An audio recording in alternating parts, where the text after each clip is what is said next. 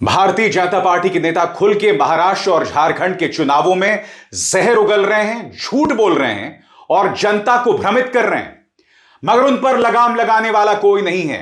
राहुल गांधी बात करते हैं संविधान की कि किस तरह से इस देश के जनमानस को संविधान के जरिए इंसाफ मिलेगा, मगर प्रधानमंत्री नरेंद्र मोदी क्या कहते हैं?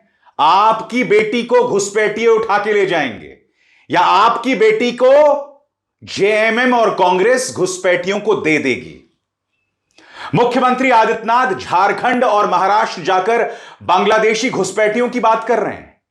ये भूल गए कि अगर ये बांग्लादेशी घुसपैठिए भारत के अंदर मौजूद हैं तो हमारी सीमाओं पर सुरक्षा इतनी कमजोर क्यों है।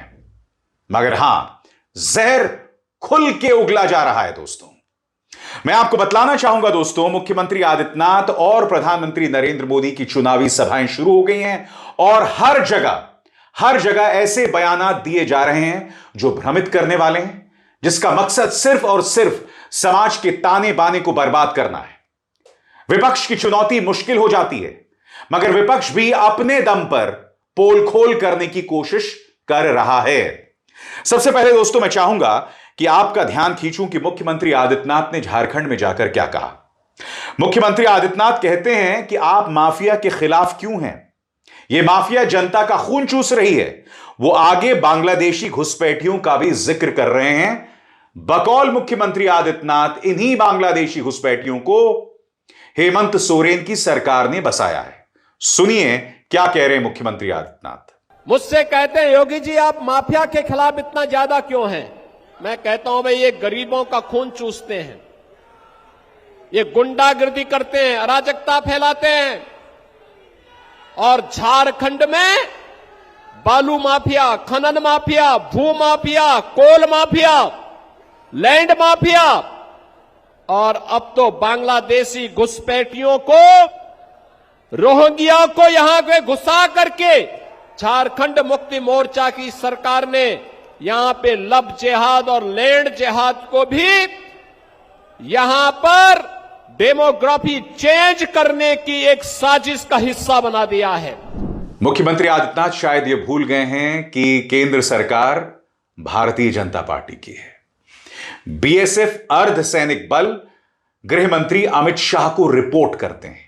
इसीलिए अगर आज की तारीख में बांग्लादेशी बसे हुए हैं या बांग्लादेशी घुसपैठियों का प्रवेश हो गया है तो इसकी जिम्मेदारी किसी और की नहीं, भारतीय जनता पार्टी सरकार और देश के गृह मंत्री अमित शाह की है। मगर वो जानते हैं कि इन्हें कटघरे में कोई नहीं रखेगा। ये जो मर्जी बोल सकते हैं और इन पर कोई अंकुश नहीं है, इसीलिए इस तरह की बातें करते हैं। आपको याद है प्रधानमंत्री नरेंद्र मोदी ने क्या कहा था? प्रधानमंत्री ने यह तक कह दिया था कि आपकी बेटी को घुसपैठियों को दे देंगे। एक शर्मनाक बयान। यानी कि अब बात यहां तक आ गई है। सबसे बड़ी बात, अगर बांग्लादेशी घुसपैठी अंदर हैं जिसका जिक्र प्रधानमंत्री से लेकर मुख्यमंत्री आदित्यनाथ कर रहे हैं, तो ये देश के अंदर घुसे कैसे? सुनिए प्रधानमंत्री ने क्या कहा था। जेएमएम, कांग्रेस, आरजेडी ने तुष्टीकरण की नीति को चरम पर पहुंचा दिया है। ये तीनों दल सामाजिक ताना बाना तोड़ने पर आमाद है। ये तीनों दल घुसपैठिया समर्थक है। बांग्लादेशी घुसपैठियों के वोट पाने के लिए ये इन घुसपैठियों को पूरे झारखंड में बसा रहे हैं। जब स्कूलों में सरस्वती वंदना तक पर रोक लगने लगे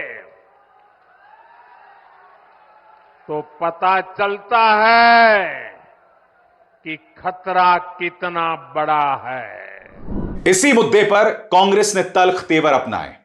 सुनिए इसके जवाब में पवन खेरा क्या कहते हैं। बकौल पवन खेरा, अगर आज की तारीख में बांग्लादेशी अंदर हैं तो इसकी जिम्मेदारी किसकी है?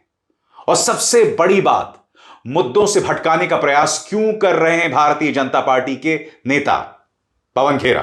दोस्तों, सर्दी बढ़ रही है, धीरे धीरे बढ़ रही है, पारा धीरे धीरे गिर रहा है, लेकिन प्रधानमंत्री के भाषा का स्तर बहुत तेजी से गिर रहा है, लगातार गिर रहा है और वो खुद गिरा रहे हैं। लोकसभा चुनाव से पहले आपने देखा कि कैसे हार के डर से प्रधानमंत्री वोट पाने के लिए समुदायों में, जातियों में जहर घोल के वोट हासिल कर रहे थे, मांग रहे थे। नहीं मिले, वो अलग बात है। आज मिलीजुली सरकार एक बैलगाड़ी की तरह समझौते कर करके चला रहे हैं। अब झारखंड और महाराष्ट्र में वही स्थिति। आपको याद होगा, मैं फिर याद दिला दूं, लोकसभा के वक्त इंडिया वाले भैंस खोल के ले जाएंगे, इंडिया वाले मंगलसूत्र छीन लेंगे, इंडिया वाले ये कर देंगे, इंडिया वाले वो कर देंगे, मीट, मछली, मुसलमान, मंगलसूत्र, सब हथकंडे अपना लिए। फिर भी ढाक के वही तीन पात आज गठबंधन की सरकार चला रहे हैं। महाराष्ट्र और झारखंड में स्थिति इनकी और बुरी है। इन्हें मालूम है कि वो हार रहे हैं। तो अब भाषा का स्तर देखिए। अब कहते हैं इंडिया गठबंधन घुसपैठियों की सरकार है, आपकी बेटी छीन लेंगे, आपकी रोटी छीन लेंगे। सरकार 11 साल से आप चला रहे हैं केंद्र में, बॉर्डर की सिक्योरिटी आपके अंडर है, तो इंडिया गठबंधन कैसे घुसपैठियों को ला रहा है, जरा ये समझा दीजिए। इतनी कमजोर व्यवस्था है सीमाओं पर। यह सर्टिफिकेट आप किसको दे रहे हो? बीएसएफ को दे रहे हो? किसको दे रहे हो? होम मिनिस्टर को दे रहे हो? राजनाथ सिंह जी को दे रहे हो? दे किसको रहे हो? अपनी खुद की विदेश नीति को कोस रहे हो।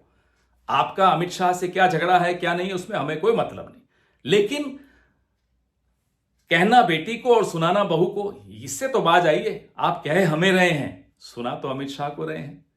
इस तरह से यूं सार्वजनिक तौर पे अपने ही गृह मंत्री को अपमानित मत कीजिए और भाषा का स्तर सुधारिए।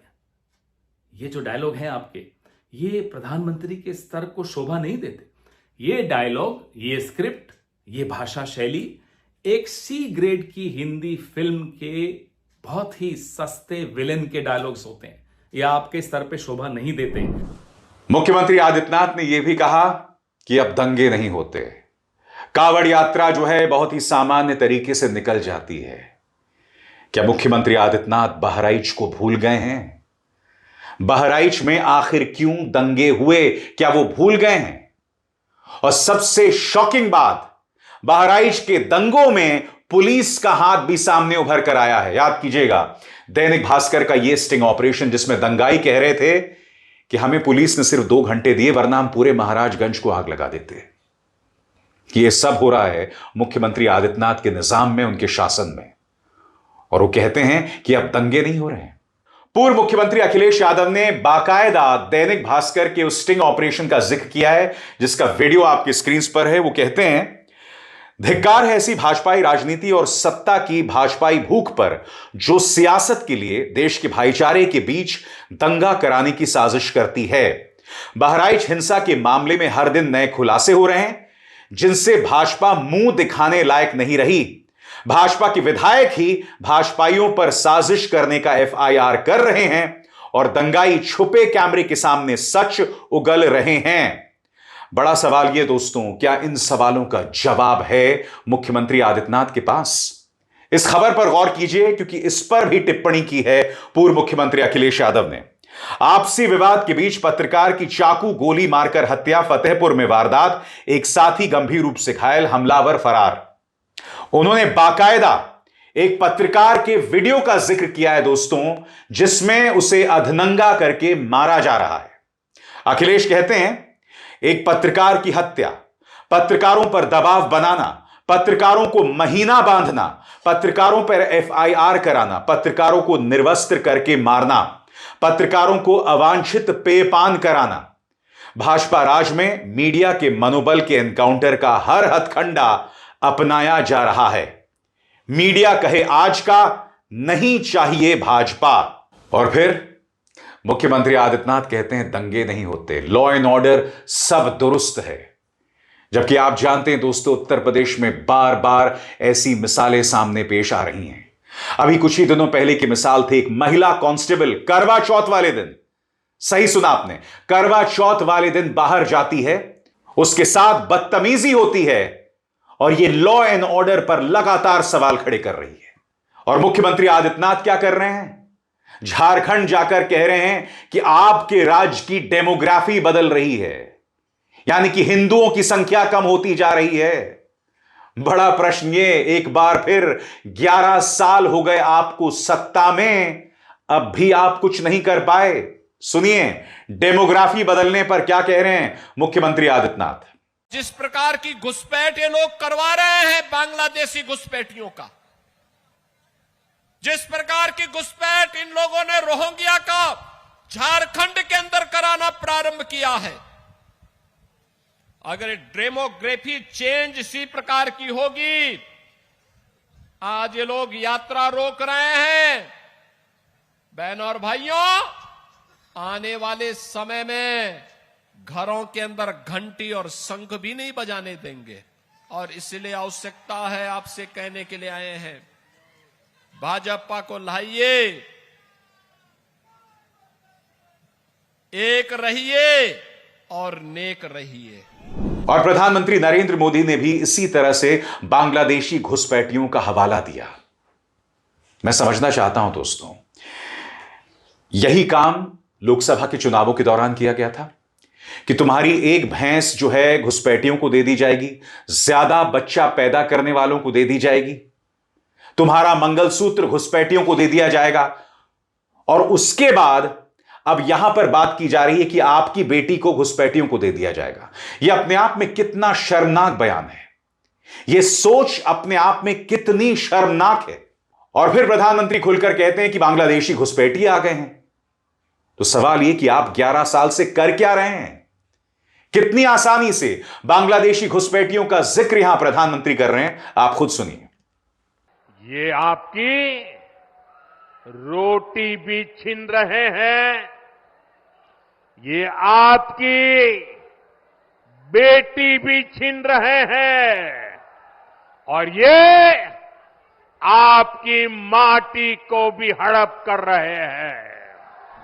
आज चाहे प्रधानमंत्री हो या मुख्यमंत्री आदित्यनाथ, उन्हें इन सवालों का जवाब देना होगा कि आखिर महिला अस्मिता और महिला सुरक्षा का मुद्दा क्यों भाजपा शासित राज्यों में इतना ज्यादा चिंताजनक बना हुआ है।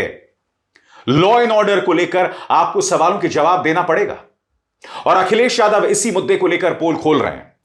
मैं आपको बतलाना चाहता हूं दोस्तों, इस वीडियो में एक पूर्व सैनिक की पिटाई उत्तर प्रदेश पुलिस ने की।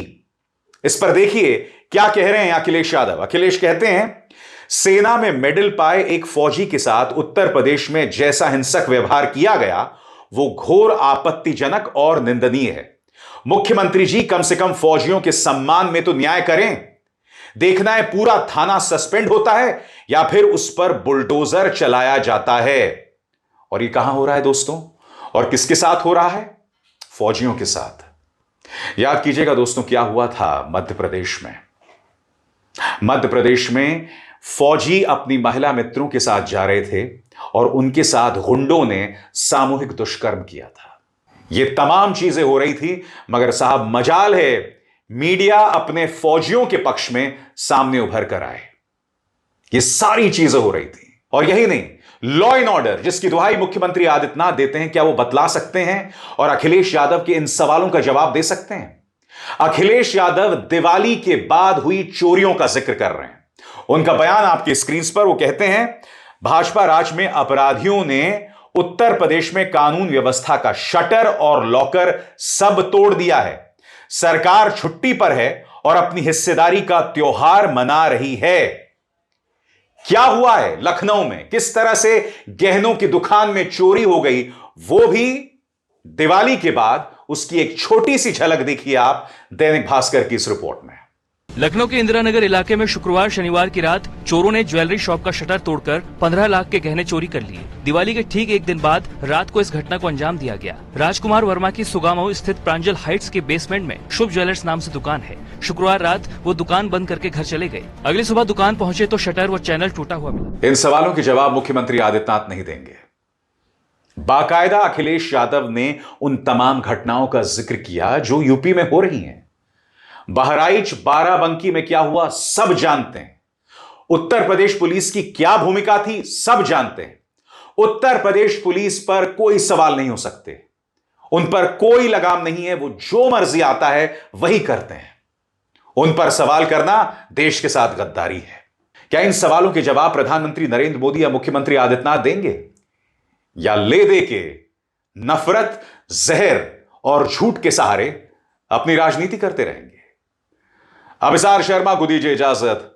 नमस्कार। स्वतंत्र और आजाद पत्रकारिता का समर्थन कीजिए, सच में मेरा साथी बनिए। बहुत आसान है दोस्तों, इस ज्वाइन बटन को दबाइए और आपके सामने आएंगे ये 3 विकल्प, इनमें से एक चुनिए और सच के इस सफर में मेरा साथी बनिए।